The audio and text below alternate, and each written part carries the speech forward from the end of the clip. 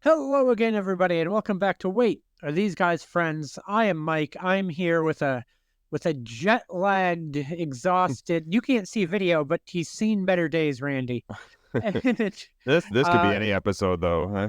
oh no. So we are at the time of recording. This is coming together last minute. We are not going to record today, but schedules have evolved. Things have changed. Randy has been off of a plane for, I would say, about an hour and a half, and has been kind enough to record anyway in what I imagine is an episode you will not remember. How are you? Hey, you fight through the blackout. That's fine. So it's some of my best performances are under adrenaline. So Play through the pain, Randy. You got to play through the pain. You know? That's what makes the victory all the more sweet, or something. So Yeah. This is going to be the episode that gets us that. What are there podcasting awards? What podcasting awards are there? the I'm gonna Poskers. Google podcast. Is there a podcasting Oscar? Wait, did you say Podsters or Oscars? I said Posker, which I think they should call it that if they don't. So, or Podsker works too. The People's Choice Podcast Awards, also known as the Podcast Awards. Wow, you Wow, very original names there. Yes, yeah, like the Academy Awards, also known as the Oscars. That makes sense. Like I could infer that the People's Choice Podcast Awards are probably also just known as the Podcast Awards. Great. Let's look at. They're still. Oh, they haven't been hosted since 2015. Oh no, it's just a new chart. No, they haven't been hosted since 2020, as far as I can tell. Or they have been, but this Wikipedia hasn't been updated since 2020. Time to go get us a potty. What a great time to really start the show. Probably this is all preamble. This is a cold open, as it were. Colder than cold, ice cold open. Yeah.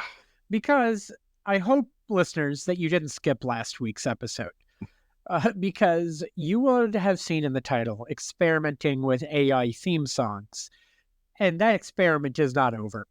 We have 11 weeks to go until the end of the year, and every week we are going to try a new AI generated theme song. So every week we'll have the same lyrics, which I won't explain this every week moving forward because it's only week 2. I'll give the reintroduction. I found an AI music generator. I put in what I wanted them to make a song of, thinking it would turn it into lyrics. Realized I didn't click all the right buttons, so it turned my description into a song. And I've made about 15 versions of those. Go back to last week. We listened to a handful of them.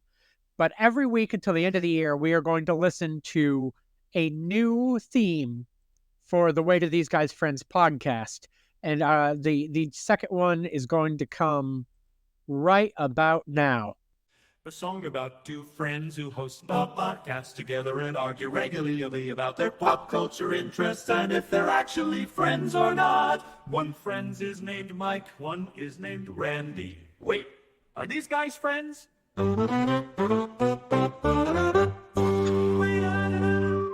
Wait, are these guys friends? Wait, are these guys friends? Wait, are these guys friends? Wait, are these guys friends? Wait, are these guys friends? Are these guys friends? I'm not stopping it. There's another like 30 seconds of this. Wait, are these guys friends? Wow. Wait, are these guys friends? Breakdown. Wait, are these guys friends? Wait, are these guys friends? Wait, are these guys friends? Wait, are these guys friends? That was the barbershop quartet version of our theme. So I will say, whatever anyone has their opinion on the quality of that song, it did feel a lot more cohesive than the pop punk one from last week, I thought. Even though I might have liked the driving nature of the pop punk one from the previous week, this felt more like someone actually sang it, and it wasn't AI generated for the other I ones. agree. It was about 45 seconds too long. Every time you thought it was going to end, It was a found new great brand variation. promotion, though, because they said, "What? Wait, are these guys friends?" At least Yeah, 150 it was times. interesting because we noticed this last week, and I have obviously listened to all of the themes moving forward already. There is a real tendency to, not in all of them, but in many of them, sing, like to music, say the words I had typed in, then do the song. And they will often sing the lyrics or the verse or whatever again after the intro. But then sometimes it's like this one where they say the lyrics at the top and then never say them again, because that there were technically verses there. And then after that first intro, they just sang the title over and over and over and over and over again to differing effect. By the way, if you didn't notice, I called that I've tried to title each week a theme that I'm going to call it. I called this one B Sharp Friends. There you go. For obvious reasons. With our Simpsons connections, very yes, good. Exactly. Where did you get that brownie? So. Oh my God. What a nice fella. But with that, let's move into what we watched, which, can be more than just watching. Not for me yet. I only watched things this week. I did rent Beetlejuice, haven't watched it yet. Beetlejuice. As it just, oh God, I just said it 3 times. Where the fuck is he? Where is he? Oh God, I'm going to die. I rented it because it's out on streaming, I think today, and I saw it, and I'm like, all right, fuck it. I'll pay the overinflated first day rental price because I do want to watch it. I just haven't had time. So next week we'll record. But I've got a host of things I watched, but I'm happy to let you start. What would you, okay. What do you got? I feel like I always go first, so either way. But I have gone first the one time you insisted I go first. Oh, and so if you are insisting I go first again, I can. I insist yet again. Go forth, Mike. No. Okay. So first of all, we have talked about my falling out of love with Ghostbusters several times across the history of this show. Sure. To the point that I just was so over Ghostbusters, I never took the time to watch Frozen Empire because I'm just tired and exhausted and I just had no interest. I'm done. Mm-hmm. I finally watched it this week. And have you seen it? Did you watch it? I forget. I have, yeah. Yep. It's tired. Yeah. It's boring. Yep. I still feel the best parts are when the original cast is on screen, and that's less and less. Dan Aykroyd did have a pretty big role in this one. Mm-hmm. He was a proper co-star, which was nice. And he's still Ray, and that's great. But anytime they're not on screen, and also I just don't give a fuck about the kids. I don't want to see any of these kids. I don't give a fuck about and also, like, Finn Wolfhard's part could have been cut. They could have been, he stayed back home to finish high school. He had no part in this movie. He was only there because he was in the last one. Same with podcast. There were the girl Ghostbuster kid. I don't care. Paul Rudd. I don't care. Granddaughter, right? Yeah, I don't care about the new cast at all. And everything is so forced. And my biggest problem with it is, I will say, I do feel like it tried to be more of a comedy than Afterlife did. But the problem is not enough. It had more moments, but it still tried to be this reverential, cock-sucking, dick-sucking Ghostbusters thing. It just wanted to suck on the rotted dick of Ghostbusters and go, you love this. You love Good Lord, there's an image. I did enjoy the first 5 minutes, right? Like the opening of that fun. The family in the city, before you know what the plot's going to be, before it takes any real stances with the characters, before it goes anywhere, it's a fun opening set piece, right? The car zooming through, it gets you in that nostalgic feel, seeing it in New York again. And then then the actual plot starts, and it's immediate member berries with Walter Peck being the mayor. And they're just constantly just hitting you over the head with remember that movie from 40 years ago? Remember the movie from 40 years ago? It's this again. You love this. You love this. It's the same one. You still love us, you sons of bitches. And I'm just like, I can't. I'm done. Yeah. Any thoughts on Frozen Empire that I haven't hit properly for you? I think it was meh. Very middle of the road's probably like being almost kind. It was not a bad movie, right? But it was not a good movie. I think that's right. It was there. And that's the biggest problem I think I have with it is it's can I tell you, I'm not angry, I'm just disappointed. That's what it comes down to. That's a good I'm just angry, I'm just it. Disappointed. Yeah. It's just what made, and we've done this a bunch already, but just like what made the first one so fun was that even watching it now with the recognition that the special effects are from 1984 or whatever, it's still so fun and so well put together and so well crafted that it still works within it. And now I think we maybe mentioned this about Marvel and stuff like that. We're leaning on the crutch of CGI. This movie definitely did that. Like where they just the big bad. They were just like, oh, let's do everything we can to. And also, I always felt like in Ghostbusters 1 and 2, there were violent instances.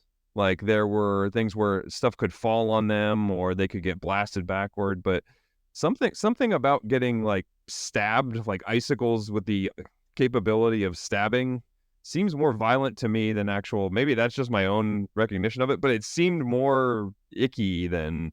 This was a darker movie and not like, not that I wanted it to be playful dark, but I get what you're saying and I feel that. Mm-hmm. They upped the stakes, for lack of a better term, in a way that they still show they don't understand Ghostbusters, because Ghostbusters isn't about dark, powerful stakes. You know, it's, I don't know. It's a fucking comedy. It's supposed to be funny. I'll give, Kumail Nanjiani wasn't given much to do with, but I'll give him credit for trying. You know what it is the reason that I am disappointed is because there are moments where you could see a better movie underneath. Mm-hmm. That if they had developed it in a different way, there's a better movie underneath. The idea of what Ghostbusters 3 was supposed to be in the 90s, when it was going to be a new cast, not like the family, but like a new cast of comedians being mentored, that's that vibe. That's the vibe you were supposed to get with that. Let's get me a new cast of comedians, and they're the Ghostbusters. Mm-hmm. Not Paul Rudd, who's funny but is not a comedian, and the family. Like, I don't. Anyway. Or does this all come back to the fact that I hate the Goonies and the Sandlot and kids in movies? Does that also influence this? Maybe. Listen, the movie is tired, but is my own predilection to not liking children in movies also influencing my feeling on this? Probably. And I wouldn't say that the child actor performances are so charming and overwhelming that would warrant that. So if you already have that to begin with, I don't think this does anything to dissuade you from that. That's how I would put it. Well said. I would pivot then to the other thing I watched finally, which was been out for I think about a year now. I watched Axel F on Netflix, Beverly Hills Cop 4, and I liked it. It was it felt like a Beverly Hills Cop movie. I will say it was charming and fun. It was about 40 to 45 minutes too long. It was like 2 hours and 10 minutes. If they had popped that down to a solid hour and a half and cut out a lot of the fat in the middle, I would have liked it a lot more than I did. Like the thing about it, the original Beverly Hills Cop, is it is a breezy movie. And 2 is fine. 3 is famously bad, to the point that they poke fun of it in this. Like, they make jokes about how bad 3 was in this one. Nice. Every surviving cast member of the old movies shows up in the new one, including Judge Reinhold. The guy who plays Taggart is like 95, I swear. He looks haggard. And it's not a cameo. He is a co-star. He's the chief of police now in L.A., and he just looks like death. But they make fun of all of it. They're just like, you should be retired. And he's like, can't.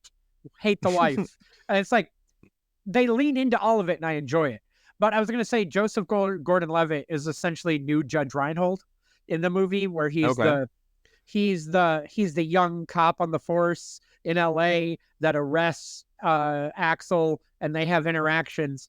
And my point being is he was very good in it, and he was very fun in it. I liked him a lot as what I forgot his character name. I keep calling him New Judge Reinhold. Kevin Bacon is the bad guy. Fucking fantastic in it. I loved it. Serge is back. I'm just happy to see Bronson Pinchot working. Nice. I just like seeing him work. That was my next question. I was like, does he show up? He does, and it's like a chunky little part too. It's great. Nice. Paul Reiser is now the chief in Detroit. The main plot is Axel's daughter, who he has had a falling out with, because if there's one trope any legacy sequel has to have, is somehow the main character is miserable about something. None of them are allowed to be happy 40 years later, or else I guess there would be no stakes in the movies that they're going to make. Axel F comes closest, but he has still had a falling out with his daughter. She lives in LA. Judge Reinhold's Billy is working with her to do something that you don't know off the top, something about internal affairs, and she's a lawyer and they're investigating something, and Billy gets kidnapped. And that's the inciting thing to get Axel back to LA is Billy gets kidnapped. His daughter gets arrested with what are clearly trumped up fake charges. There's some kind of internal corruption going on. So Axel rolls into LA to be like, what is going on with my friends and my daughter? And it's your standard shenanigans. Joseph Gordon-Levitt is the good cop. Levitt is the good cop in the sea of possible corruption, and they're all working together, and it's entertaining. Did that theme keep the theme or Can update? I tell you? That was one of the best parts about it is they brought back the whole soundtrack from the first movie. Nice. And they weaved it in the right moments. Oh, right? nice. Like, they almost better when they do that. The funny thing about, to take it back to Frozen Empire, is they used a lot of the instrumental music from the first movie, but they used it kind of constantly and gross and egregiously. Same right? deal. Bang you over the head, like. Yeah. This one, they didn't like. I remember actively sitting there, and there were like these strains of a song that they were doing like an orchestra score, like an instrumental score for a chase, and it was going, but it was like, I'm trying to think how to describe it. It was almost like it was fading out and something was coming, but not like harsh, or I'm like, something feels off. And I didn't hate it. I was just like, there's something off. And all of a sudden, it becomes the fucking neutron dance. Nice. And I'm like, I popped. I was like, it's the fucking neutron dance. And it wasn't like it just started where a car chase started and it was like, I'm like, oh, okay. There was something happening where it was like, like music going, and all of a sudden, like he turns a corner and it's like, I was like, oh, fuck. Oh, yeah. You found it. Hey, it's over there. Yeah. I was very excited. And Very because cool. that and the Axel F theme is obviously in it throughout. Heat Is On makes an appearance. Oh, nice. And I was just like, oh, yay. And it was also because I think my enthusiasm for this movie is a little bit because it does do what I wanted the Ghostbusters sequels to do. It is Eddie Murphy just going, all right, hard F-bombs, action. This is an R-rated movie. Let's have some fun. So while it hits some of the beats that the other sequels had, and it brings back the member berries of the soundtrack, and it's hitting those same maybe nostalgic jabs the Ghostbusters are trying to hit, it does it in a better presentation because Axel Foley shows up dropping fucks. And as silly as it sounds, that's the character. It's not the family-friendly bullshit the Ghostbusters are trying to do right now. It plays better to me for that reason. And what's interesting is I wonder if his experience with coming number to America, right, it may have played into that, because that was PG-13 and it wasn't bad. It didn't have the, I mean, how can you even it was come not well close received. to the original? The original's amazing, right. but maybe he thought more that maybe I just need to, go all in on this as opposed to try to make this more universal appeal. Like, people want that Axel Foley, so let's give him that. And I believe this was pretty well received. I think the reviews were pretty much what I've said. It was unnecessary but fun. We're not angry at it. He did great, longer than it should have been. Yep. Is I think about what it comes down to. Performances are good. Everyone's giving it their all. Don't mind it at all. If you obviously you can tell as I'm watching all of these things, you can tell I reactivated Netflix a couple of weeks ago because I'm suddenly my influx of shit I'm catching up on that I hadn't watched is really upticked. I got two more things. All right. One that I'm going to hit quickly. I have been pressured for years to watch New Girl. I did watch the first 10 episodes of the first season. I liked it. Very fun. I will say that a few of my friends got so excited that I was watching it. I'm now not wanting to watch it. There was too much pressure. Like a few people were already texting me like, well, when you get to this bit, or you know, like this character you might, I was like, nope, you scared me away. I liked the first 10 episodes. It was a very breezy. I would say that the first 10 episodes of that show were easier, more fun, and quicker to watch than the first 10 episodes of Parks and Rec or The Office or something. They're a lot more fully formed. They have their voice. They were very funny. They weren't afraid to do what that was at the beginning. Yeah. They didn't try to do an offshoot of something else. I would say Zooey Deschanel, and correct me if I'm wrong, I'm under the impression this is the common opinion, quickly proven to be the least important person in that show to me. Like the guys, the other characters, everyone, I want to spend time with them. I want to hang out with them. What is cool is that the show seemed to realize that, because when they were promoting it, they were really trying to make that. I mean, she sings the theme song, crying out loud, but but they were trying to make it into that. I remember when they first did the pilot promos and all that other stuff, and they found out real quick. They're just like, this is far more interesting to the people surrounding her, like without being like overly mean or exclusionary or whatever. We can really have some fun with this just because of the space that they all inhabit. And I do want to go back to it because I was enjoying it. I am a little daunted by 6.5 seasons of full network TV, which I haven't watched in a long time. 22 episode seasons for 6.5 more years of streaming. And I'm like, oh, that's a lot. That's a lot. But I'm not hating it, and I will get back to it. Just everyone stop fucking pressuring me. I'll get back to it. I promise. As someone who thoroughly enjoyed it, yes, like I'm glad you're getting back into it. I don't have a particular point where I would just be like, did you get to this yet? I always just remembered it favorably. It was just like there were entertaining things, and Randall, that's a good review. What just general laugh out loud moments. Like some things are funny, some things are quirky, some things are amusing. There are a lot of really good turns and lines in New Girl that catch me off guard, and I really enjoy it for that. And it continues to do that. The last thing I'll watch, and I need to check and see if there's a third episode out now. There wasn't yesterday.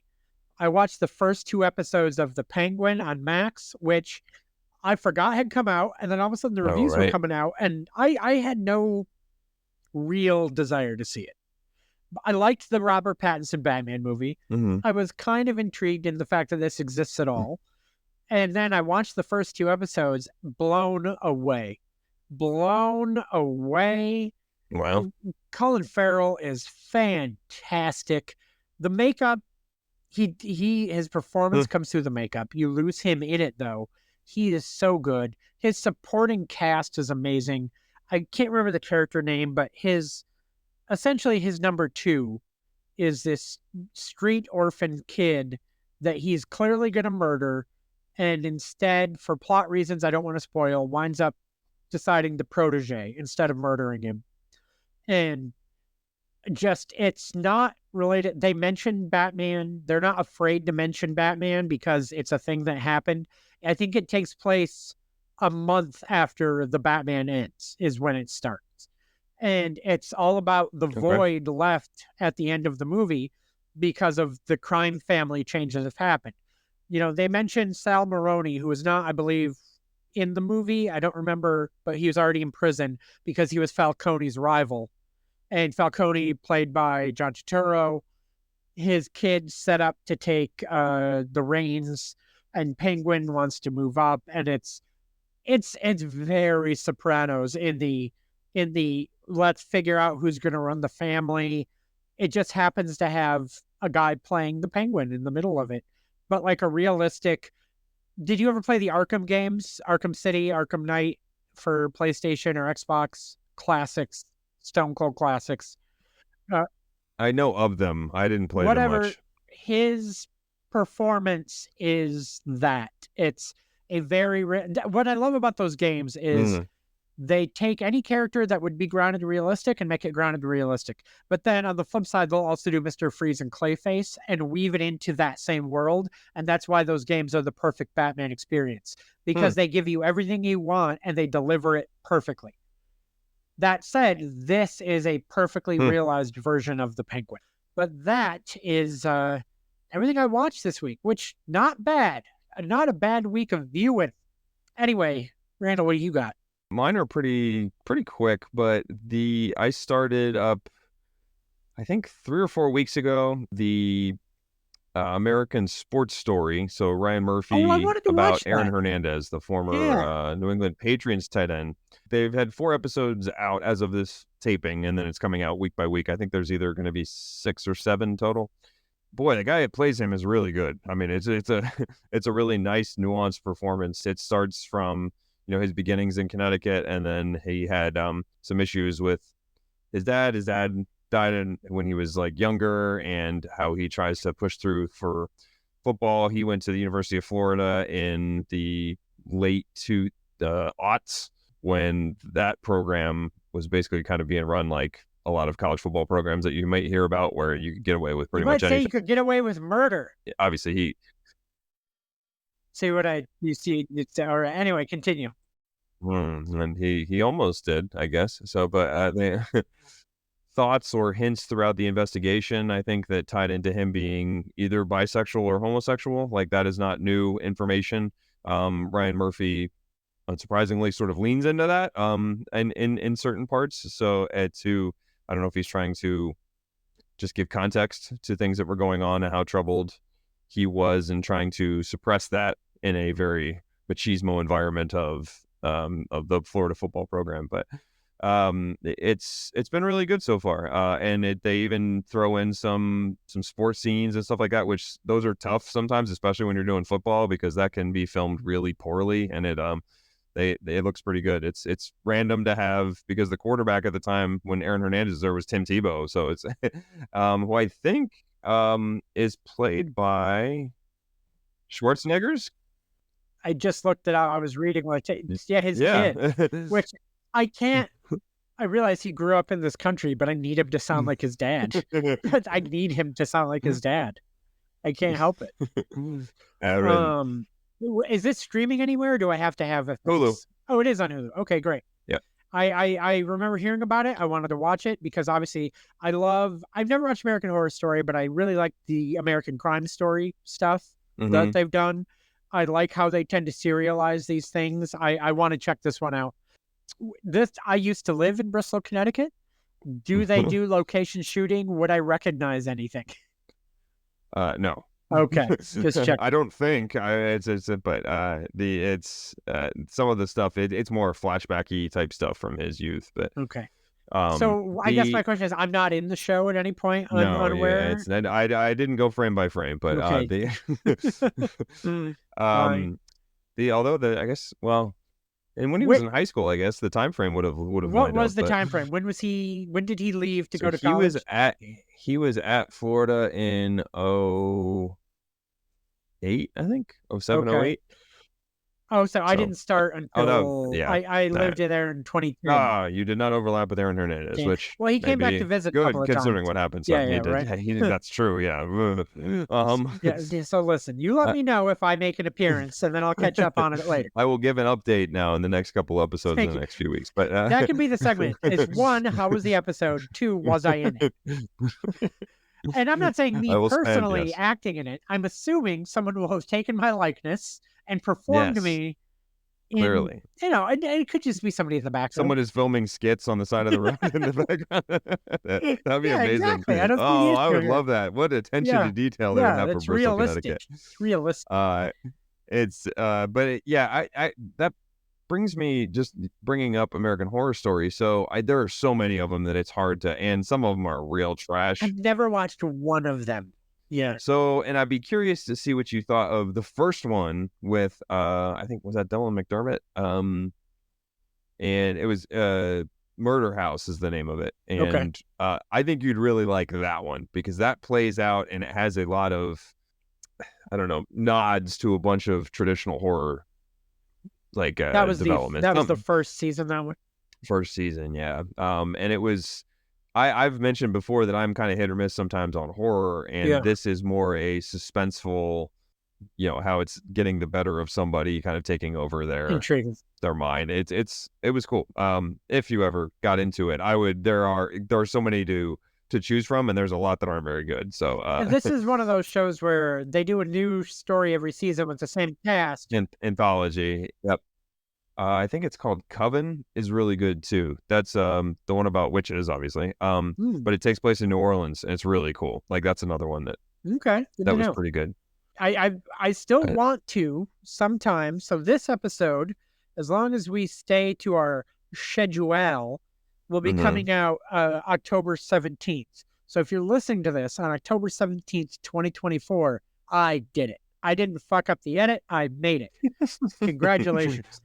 Also, if you're not listening to this on October 17th, 2024, thanks for going through the archives. We appreciate you taking the time. I'm assuming that did come out on time and you're just listening to it later. So thanks very much. Thanks for that. But that means that our next shot is we should have an episode on the 24th and an episode that will be coming out on Halloween. Ooh. So we need to be coming up with some spooky content, Randy.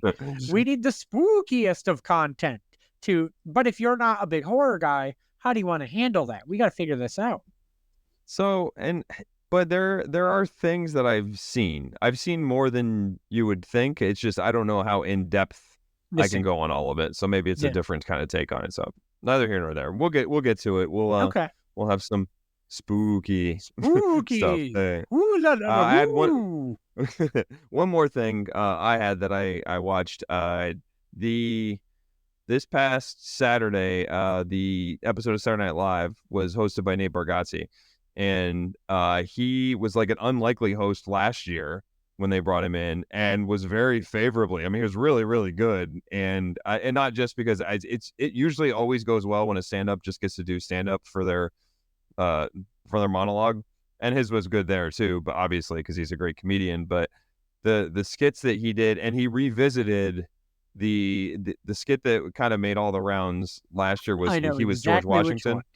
Yeah, it was good. So they revisit it and they do it with just language this time, and it still works because there's so much you can mine from it, and it constantly, and his deadpan delivery is so perfect for it that it works really, really well. And that part was funny. There was one other sketch that almost, when I was reading reviews, that someone also wondered, did Nate just write the whole thing because of the way that it tailored so much to his comedy? And I'll give you the premise and just and then we could move on. But I just say, if you have not checked out that I watched one, the episode. I got you. Yeah, did you? Okay, so so you saw the water slide one was that was great. Like it was a great premise. It's her idea. I think we should vote for her idea. That was very good. Yeah, it was very well done. It was so fun. And the guy, I don't know his name. The guy that was standing next to Nate Bargatze, the other paramedic. What's his name? Longfellow. I don't remember his name either, but I'm really happy to see him getting more play this season, because I thought he was good last season, but he also struck me as someone, if he doesn't make the right moves, he's getting cut, because he wasn't being featured a ton. And I hope that he's finding that.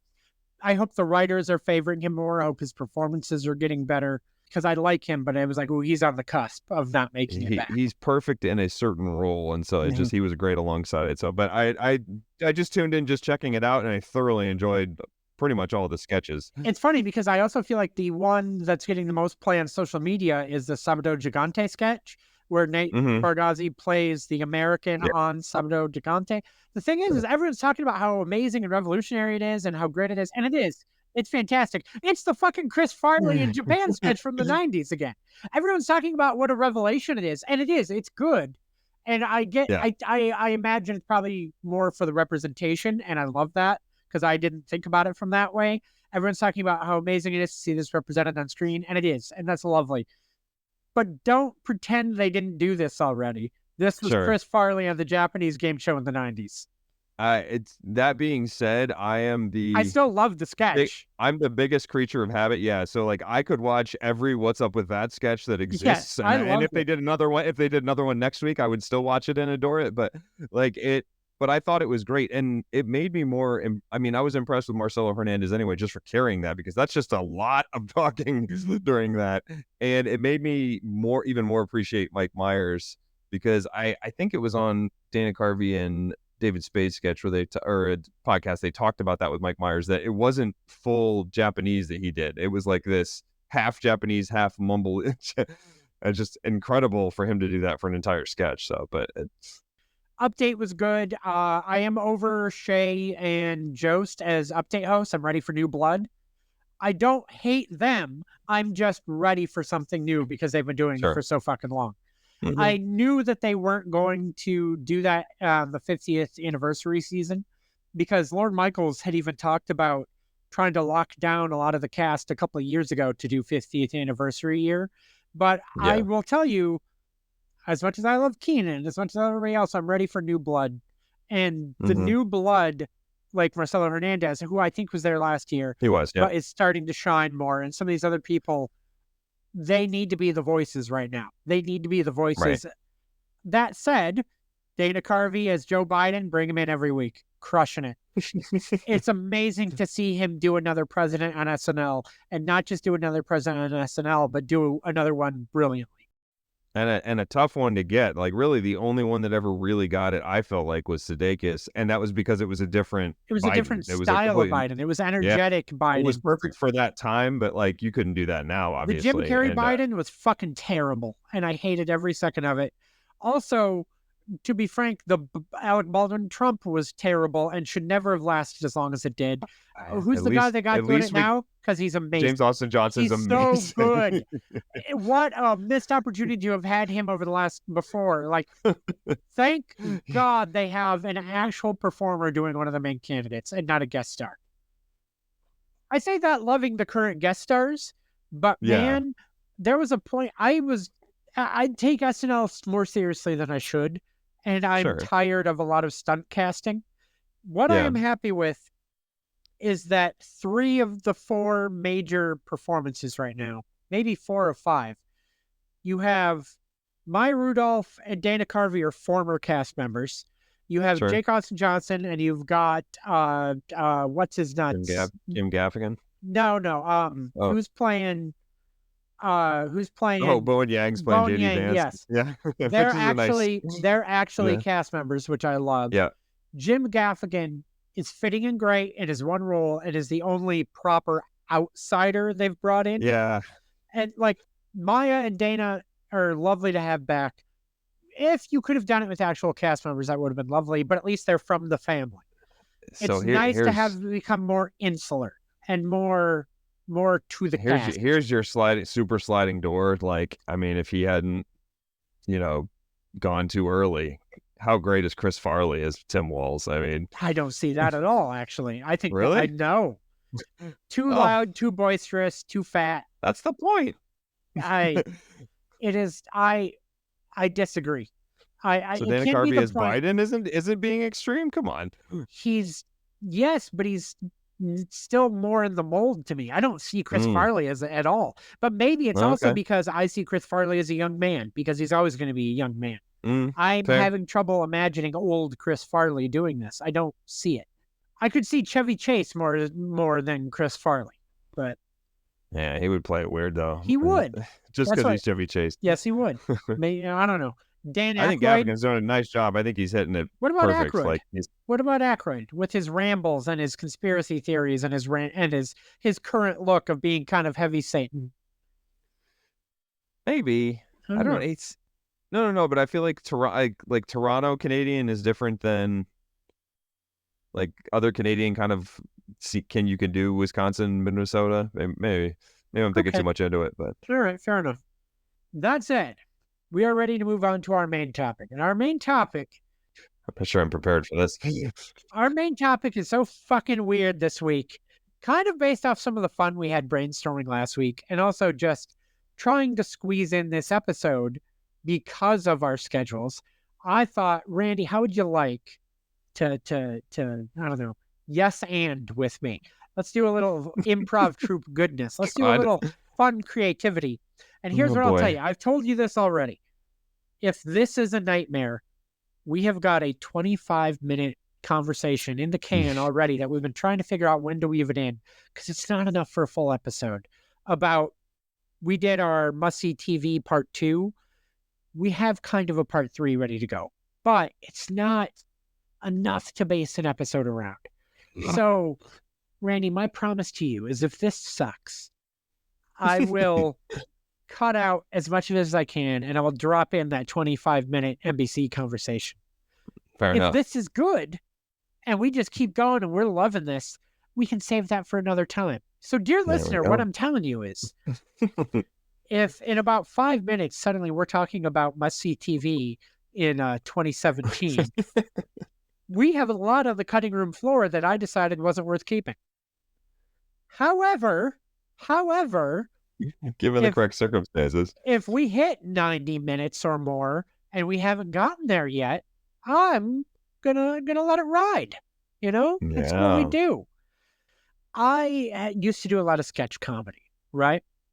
I don't write like I used to, but I have a deck of ideas and concepts and weird bullshit, half-formed thoughts, opinions, unfilmed sketches. And I just thought, what if I dropped some of these on Randy ice fucking cold? The man has been on a plane all day, and I have just the weirdest shit that I could put at him that, dear listener, maybe you might get a kick out of. Randy, how do you feel about moving on with this? This feels like we're entering fever dream territory, but hey, you know, we'll see what happens. If they have not become fully formed, maybe they just need to be turned on their head and taken a view at it from a different view. I'll lead in with one that happened in the real world on accident. I have a list of ideas for sketches, right? Mm-hmm. That one line actually happened. And this is how I tie it into what our show can often be. Have you ever seen The Kingsman, the Kingsman prequel?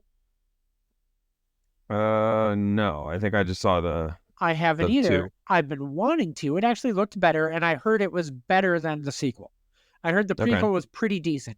However, one moment that a lot of people, I don't know if they took umbrage with, that they paused and went, oh, okay, are we doing that?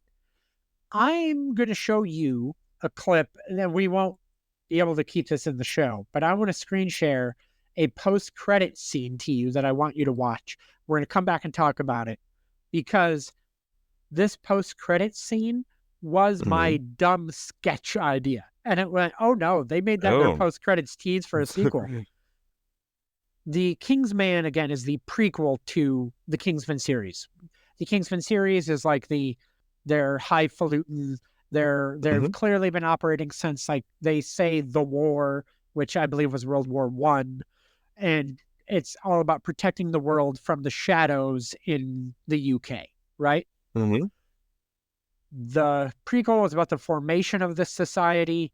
And then the sequel, there's a sequel tease after the credits, as there often is. And I will share that to you now, Randy. Okay. You see my YouTubes? Now it's time to address the balance. And your name? Adolf Hitler.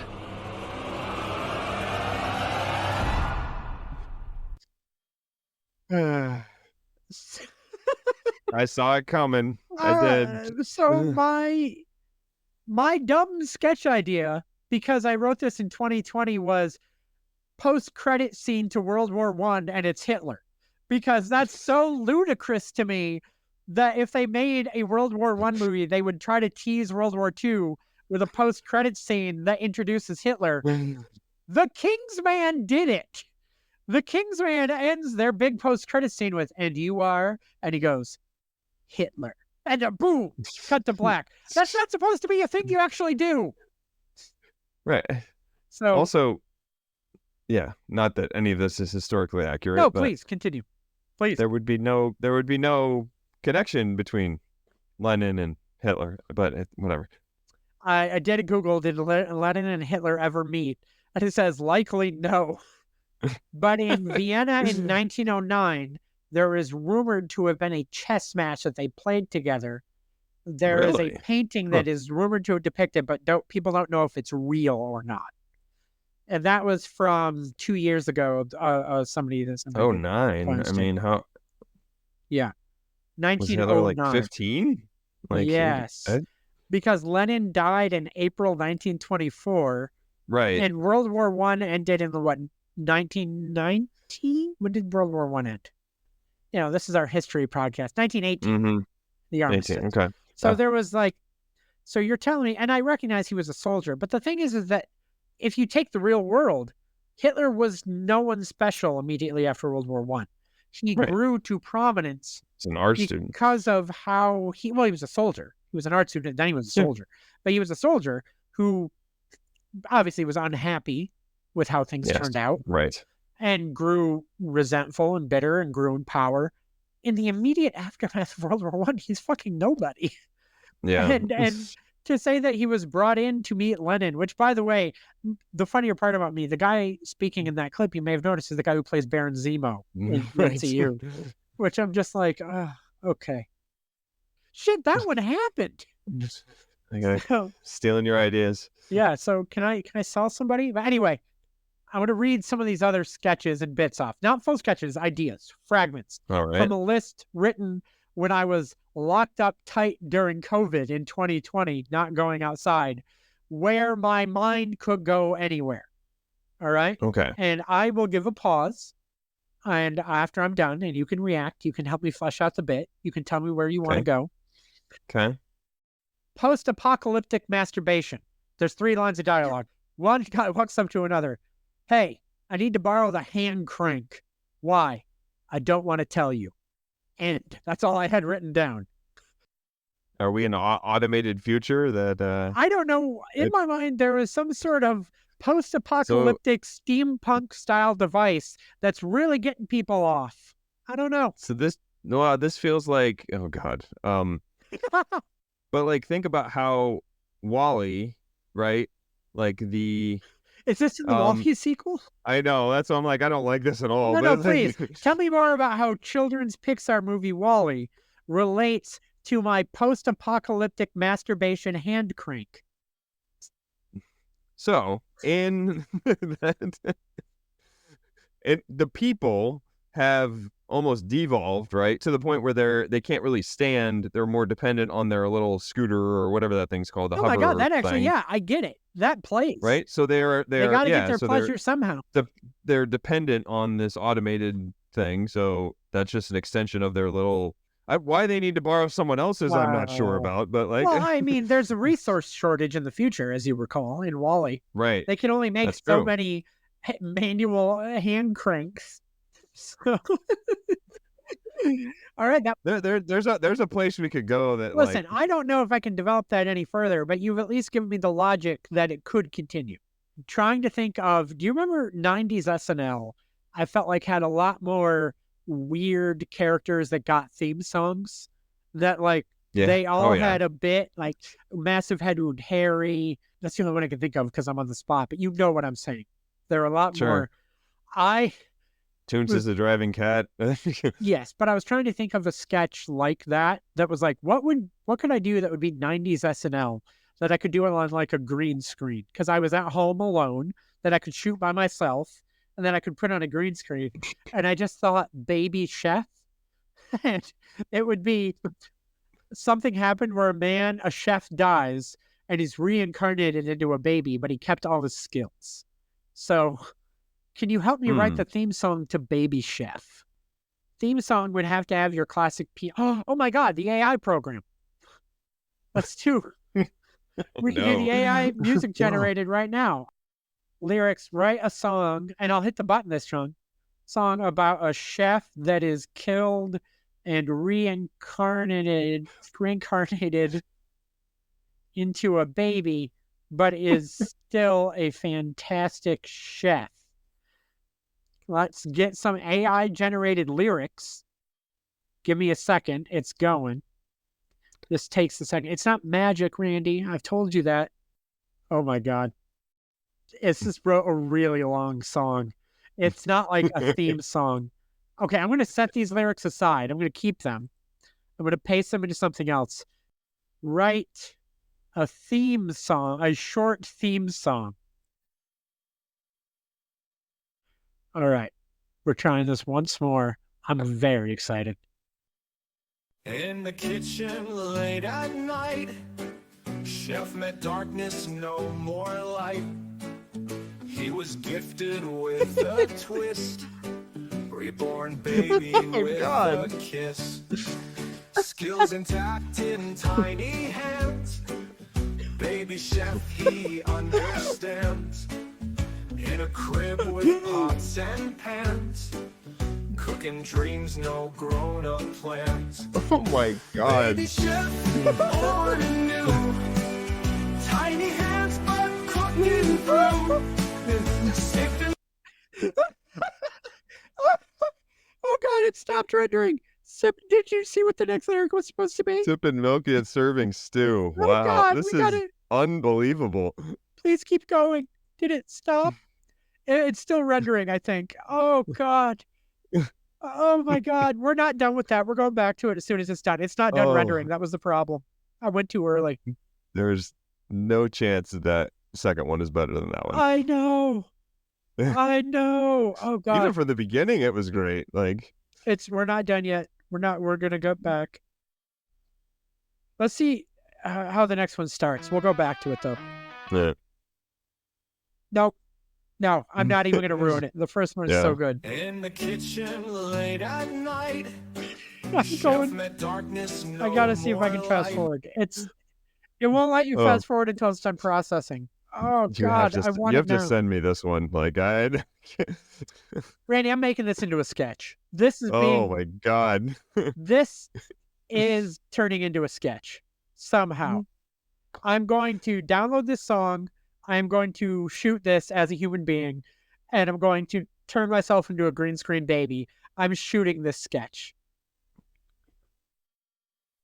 I mean, these lyrics are. I don't want to read them off yet because I want to play the rest of the song. While this finishes, let's go with some more sketches because maybe we'll make more songs. Oh, it's done. Oh my God, it's done. Oh boy. It's 2.5 minutes long. Okay, we can't do that. All right, I'll fast forward it to where we were. We'll start from. Baby chef, born anew. Here we go. Tiny hands but cooking through. Sipping milk yet serving stew. A gourmet life, baby view. In a high chair making art. From a bottle he'll not part. Pure magic from the heart. Little hands, they play the part. Babble words in culinary code. Tiny fingers on the stove.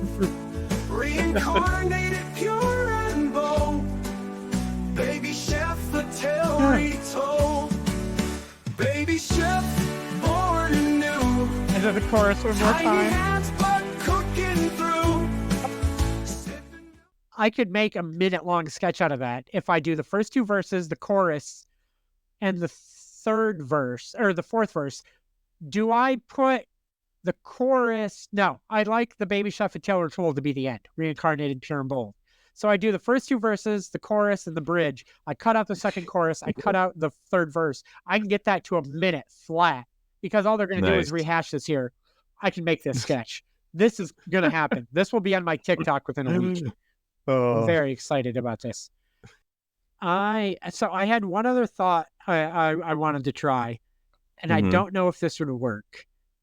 And this could get cut too, because I would actually keep a lot of what we've done so far. I think it's been fun. And Baby Chef Born Anew has Baby Chef Born Anew that makes this episode. Here's the question: we have two things we can do right now, Randy. We have two things we can do right now. The first idea was I have a couple of full sketches, and I could feed you teleprompter lines, and you don't know what the rest of it's going to be.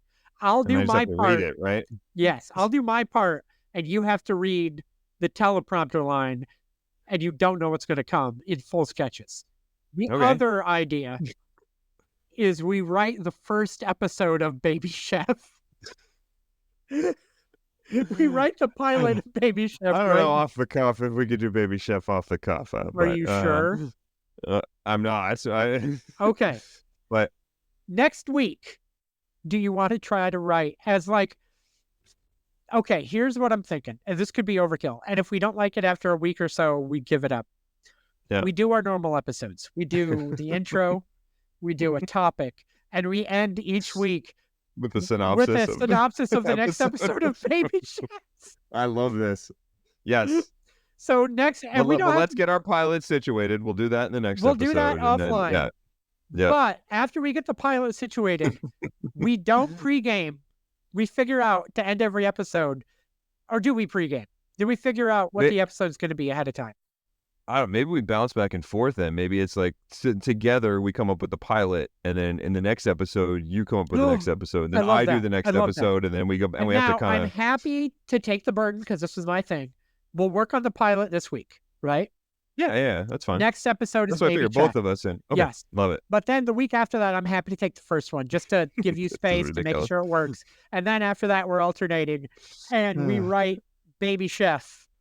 We've got, really, if nothing else, this episode and the love of what will be our retirement plan, our future endeavors, what we're going to base the future off of, Baby Chef. So if you can give me, and dear listener, you'll hear none of this, I need 10 minutes to organize this prompter for Randy's bit, and then we'll come back. Does that work for you, Randy? Sure. All right. Anything I see is me, right? Yes, I'm not putting anything but your dialogue in. Yeah. Okay. And you'll know when to talk because you won't have to step over me. I'll stop talking. Okay. All right. Ready? So this is a sketch I wrote years ago that I always wanted to shoot. I used to do sketches and actually film them. This is one called The Doctor's Appointment. What I will tell Randy is he is a patient coming to the doctor's office, and I'm his doctor. And he knows nothing else of this scenario. So I will do the stage direction. I will play the doctor. Randy will play a patient I wrote in here as Barry. You are now Barry. Hello, Barry. All right. Barry sits in a doctor's office waiting for the doctor to arrive, reading a People magazine. After about 10 seconds of this, the doctor walks into the room wearing classic doctor getup with a stethoscope and a chart and shuts the door behind him. Barry puts the magazine down. Hello. Hi. All right. Barry, what seems to be the problem today? I keep sniffling. It's happened since it got colder out. My ears feel full too. I'm not sure if it's a cold or allergies or whatever. All right. Let me just put this here. Doctor puts stethoscope on Barry's chest. Breathe deep. Barry takes a big breath and exhales. The doctor moves his stethoscope again. Takes a big breath and exhales again. The doctor steps back and he looks at Barry. What is it? I'm afraid you're a pussy. What? Yes, very, very weak. Less than a man, bordering on sad. Not a huge wussy boy, but more of a softer, weaker man-child type. I think this is seasonal allergies. All right, take two. Let's start it again. Say that line one more time for pickup. Yeah. I really think it might be seasonal allergies. Listen, even if that were the case, I wouldn't be able to treat you. Anyone that can have their body wrecked by the weather, I don't respect. And I cannot treat somebody that I don't respect. What about your Hippocratic oath? You have to treat me, don't you? No, I never took it. How? Called out that day. Guess they forgot. Listen, what's it going to take to get you to leave? I can get you pills. You need pills? I feel like I might need to report this to somebody. The doctor leans in very close to Barry. You say a word, and I will infect you with all 9 types of hepatitis. There's 9 types of hepatitis? Yeah, say the line. No ad-libbing. That wasn't the line I wrote. Say the line. I thought there were only 5 types of hepatitis. I've been saving these other ones for someone who doesn't know when to keep their fucking mouth shut. Hepatitis G will make you purple and turn your asshole inside out. Oh. The door to the exam room flies open and a nurse rushes in. Nurse, what the hell is going on here? This is totally inappropriate. I'm going to call the authorities unless I hear something really good right now. Thank you. Not him, you. You took my pen at the check-in desk and walked in here with a People magazine. The magazines are meant for the lobby. This is not a library. We have rules, and you need to leave immediately. Barry sits dumbfounded for a beat. The nurse and the doctor stare sternly at him as he stands up and walks out. Doctor. Oh, thank you. I'm going to be so angry if that guy got me sick. Are there any other patients for the day? No, doctor, but you have 3 separate appointments with various firms and attorneys. Mr. Sines and Finberg need to meet you 2 together. Oh, well then, I'm going to need a nap if I'm doubling up on appointments. Kill the lights as you leave, would you? The doctor lays down, covering his eyes with the People magazine. The nurse leaves, switching off the lights as we go and fade to black. Thank you. I wish I could have shot that sketch. I like that sketch a lot. So I hope you enjoyed that. Both you, Randy, and you, the listener. No ad-libbing, though. We don't ad-lib on my side. You do at least... yeah, you were not thrilled with that. Here's the thing about me. When I would genuinely shoot sketches, back when I would record these and film these, I'm dead serious. Give me one how I wrote it. Then we can have some fun. And a lot of times, I will like what you do. I will use what you do. But I want one with what I did first, because that's why we're here and that's why we're doing this. Fair. So... I was doing more what I was listening and not what I was reading. So that is fair. Motherfucker. This is... Although the way you edit it, right? Are you going to leave in my ad lib or? Oh yeah, probably. Yeah, because I like the people to know I yelled at you. So. Yeah, and me saying seasonal allergies wrong. Seasonal allergies. What's great is there's a fine line between having a stroke and just doing a Sean Connery impression. It's a real thin line. Seasonal allergies. Seasonal allergies. So, Randy, we can wrap it up here. Here's my question now. We're at. Listen, there's going to be gaps. This episode, I'm gonna put it down and say after editing, it's going to be an hour and 15 minutes after we do everything. Did we need to tack on NBC, or we want to call it good and save that for another day? What do you want to do?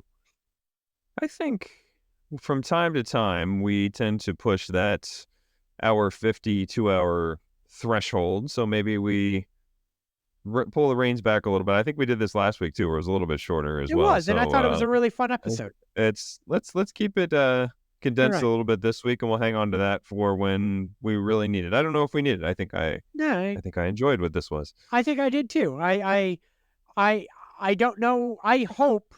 I say I don't know if listeners will, but I don't mean it because it's bad, just because it's so different. It's not what we normally do. That said, I think people tend to enjoy our banter. I think that is, part of the appeal of our ridiculous bullshit.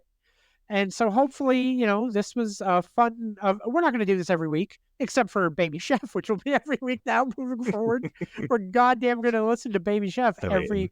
And not only we're going to stumble upon gold, you don't just leave it there. And I want it to be clear that not only will we be pitching an episode of Baby Chef every week, we will listen to the cut down theme I'm going to make every week, because I'm going to edit the theme to take out the extra verses. And we are going to listen to that theme every fucking week before we wrap up. I love it. But we will wrap up for now. And we'll get out of here. And listen, if you're liking us, if you're enjoying what we're doing, please, please, please leave us 5 stars and a positive review on your podcast provider of choice, wherever you listen to us. It really does help our algos.